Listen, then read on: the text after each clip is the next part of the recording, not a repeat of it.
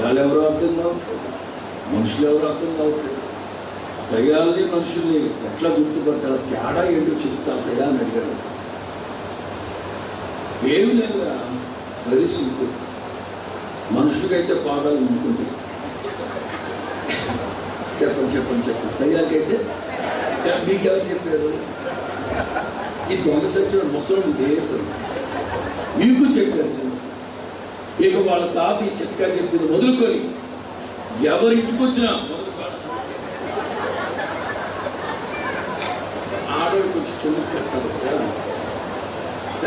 మేము కాలం చూస్తున్నాం, అదే కొంచెం పై అనేవాడట. ఎట్లా కలుస్తున్నారు ఈ గాడిదలని చెప్తే చివరికి చెప్పాడంట, అంటే తాత మనుషులు ముందుకుంటే ఈ దయ్యాలకి ఎవరో తెలియక కనబడక పైకి ఎత్తుకున్నారంట. మన ముసలోళ్ళు దరిద్రులు లేదా ఏం తింటున్నారు, 4 ముద్దలు తినేసరికి ఏడవా. ఈ ఆటను పోస్తే 3 తినేసేవాళ్ళమే. ఎదవా నాపురాలు తిట్టి అరిగిపోయే వయసులా ఇదే. తిండి కోసమన్నా చెప్తారు, దయ్యాల కోసమని చెప్తారు. ఇక వాడు దాగిన నేటికి మనమే చూసుకోవాలి. అది ఈ మూటు చూసుకునే సరికి బాగా తెలుస్తుంది.